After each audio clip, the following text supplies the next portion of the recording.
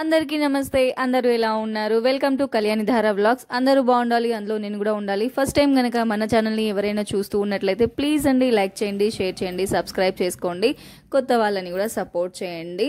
And ఈ రోజు vlog ఏంటంటే చాలా డేస్ తర్వాత నేను వ్లాగ్ పెడుతున్నాను అనమాట. సో ఇప్పుడు మనకి శ్రావణ మాసం స్టార్ట్ అయింది కాబట్టి నేనైతే ఈరోజు మంగళవారం అనమాట, శ్రావణ మంగళవారం మొదటిది. మంగళగౌరి వ్రతం లాగా ఇంట్లో, అంటే పెద్దగా ఏం లేదు, జస్ట్ ఇంట్లో పూజ, అది కూడా ఎర్లీ మార్నింగ్ లేసి చేసుకోవాలనేసి అయితే అనుకున్నాను అనమాట. సో నేను చెప్పొచ్చేది ఏంటంటే, నార్మల్ డేస్లో పూజ అంటేనే మనం కొంచెం హడావుడి చేస్తూ ఉంటాం అనమాట. అలాంటిది శ్రావణ మాసంలో ఎవ్రీడే స్పెషల్ అనమాట. ఇంకా దట్టు ఫ్రైడే అండ్ ట్యూస్డే అంటే ఇంకా స్పెషల్ స్పెషల్ స్పెషల్ అనమాట.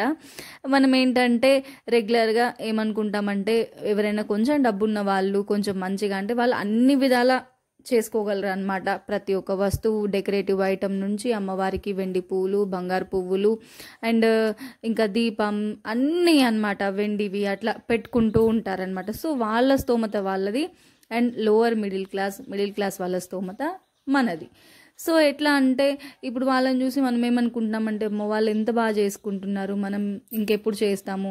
అమ్మవారికి వాళ్ళు మంచి చీరలు కానీ, ఇంకా మంచి జాకెట్ కానీ అట్లా మంచిగా ఏదైనా ఉన్నతంగా పెడతారు కదా, మనం ఎందుకు ఇంత తక్కువ, దట్టు మనం ఒక ఇద్దరు ముగ్గురిని వాయనాలుగా కూడా పిలిచి ఇవ్వలేకపోతున్నాము, ఎట్లా ఏంటి అనేసి మనం కొంచెం టెన్షన్ పడతాం, కొంచెం బాధపడతాం అనమాట.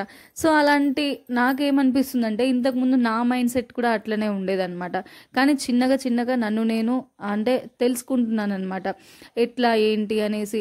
ఇప్పుడు ఏమర్థమవుతుందంటే, మనకు ఉన్న దాంట్లో మెయిన్గా అవన్నీ మంచి మంచి డెకరేటివ్ ఐటమ్స్ అండ్ కాస్ట్లీ ఏవైనా అమ్మవారికి పెట్టి మన మనసు అనేది అమ్మవారికి అర్పించకపోతే మనం ఎన్ని పూజలు చేసి కూడా వేస్ట్.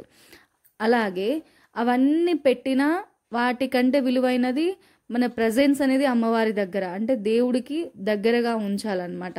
అది మెయిన్ థింగ్. ఏ పూజ అయినా, అది చిన్న పూజ అయినా, ఉన్న వాళ్ళ ఇంట్లో పూజ అయినా, లేని వాళ్ళ ఇంట్లో పూజ అయినా, అవన్నీ పెట్టి అమ్మవారికి దగ్గరగా లేకపోతే ఆ పూజ వ్యర్థమే.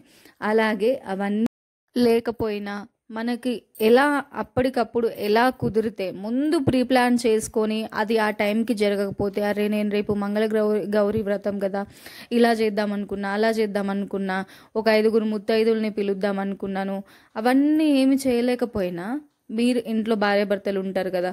సో భర్త అనేవాళ్ళు ఎవ్రీడే పూజ చెయ్యరు.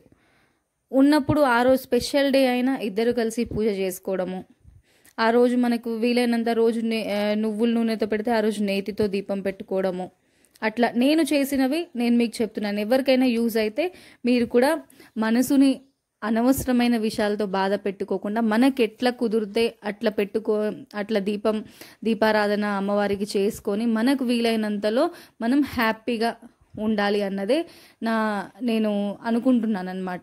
సో ఎట్లా అంటే, నేను మీకు క్లియర్గా చెప్పలేకపోతున్నా, వాయిస్ రికార్డింగ్ చేసేటప్పుడు నాకు కొంచెం టెన్షన్ వచ్చేస్తుంది. సో ఏమనుకోవద్దు. సో లేని వాటి గురించి హైరాణ పడకుండా ఇద్దరు భార్యాభర్తలు కలిసి పూజ చేసుకొని ఇంట్లో మీకు తెలిసిన మంత్ర ఉచ్చారణ పిల్లలతో కానీ, మీరిద్దరు కానీ, లేదా మీరొక్కరే కానీ దేవుడి దగ్గర కాస్త ఒక అరగంట సమయము కేటాయించి చక్కగా దేవుడికి మీకు ఉన్నంతలో నైవేద్యం వండి పెట్టి, సో దేవుడు ఎంతో కోరుకోరు నాకు ఇదే కావాలి, ఇదే పెట్టాలి అనేసి.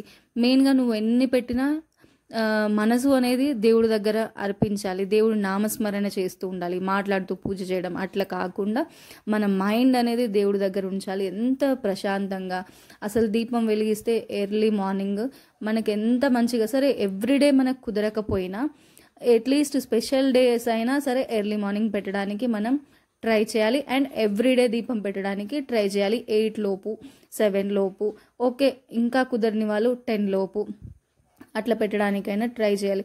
సో ఈ శ్రావణ మాసంలో ఏంటంటే కొంచెం అట్లా అనిపిస్తుంది, వాళ్ళని చూసి కొంచెం అయితే మనం కూడా అంత గొప్పగా చేసుకోలేకపోతున్నాం, మనం ఇంకెప్పుడు అలా చేసుకుంటామో ఏంటి అన్నట్టుగా. సో ఎవ్వరూ డిసప్పాయింట్ కాకుండా మన పరిస్థితులు కూడా మారుతాయి, మనం కూడా మంచి స్థాయికి వెళ్తాం, అప్పుడు మనం వాళ్ళకంటే గొప్పగా చేసుకోవచ్చు అని మనల్ని మనం మోటివేట్ చేసుకొని, ప్రజెంట్ సిచ్యువేషన్ మనం ఏదైనా దేవుడు తలకిందులు అంటే ఓడలు బళ్ళు ఓడలు చేయడానికి నిమిషం పట్టదనమాట. సో మనం దేవుడి పైన భారం వేసి మన వంతు మనం ఏదైతే చేయాలో ఇంట్లో హౌస్ వైఫ్ అయితే తన వర్క్ ఏంటి, మన పని ఏంటంటే ఇంట్లో ఏదైనా కిచెన్ నీట్గా చూసుకోవాలి, ఇల్లు నీట్గా చూసుకోవాలి, పెట్టే ఒక ముద్దైనా పిల్లలకి హస్బెండ్స్కి ఇంకా వాళ్ళ పనులకు వాళ్ళు వెళ్ళొస్తారు కాబట్టి వాళ్ళకి మనం మంచిగా వండి పెట్టాలి. ఇంట్లో మనం ఎంత అయితే హ్యాపీగా మన మైండ్ని ఎంత రిలాక్సింగ్గా ఉంచుకుంటామో ఇంట్లో అంత పాజిటివ్గా ఉంటాం. మనం స్ట్రెస్ అయ్యి వేరే వాళ్ళని చూసి మనం సాడ్ ఫీల్ అయితే ఆ ఫ్రస్ట్రేషన్ అంతా రోజంతా ఒంటరిగా ఉండి పిల్లలు హస్బెండ్స్ వస్తారు కదా వాళ్ళ మీద పడుతూ ఉంటుంది అనమాట.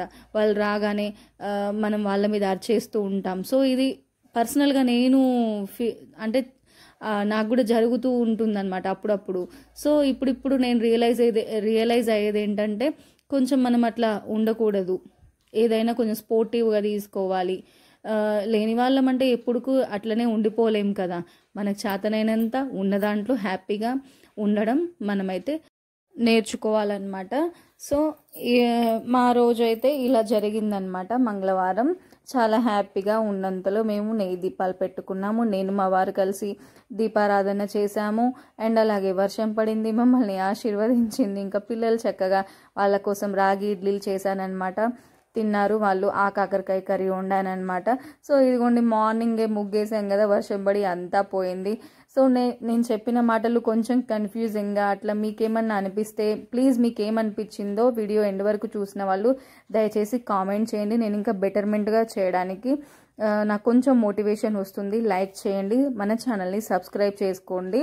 ఇంకా నేనైతే పిల్లలు వెళ్ళిపోయాక ఇదిగోండి నేను కూడా రాగి పిండి ఇడ్లీ పిండితో దోశ చేసుకొని తినేస్తున్నాను అనమాట. ప్లీజ్ అండి సబ్స్క్రైబ్ చేసుకోండి.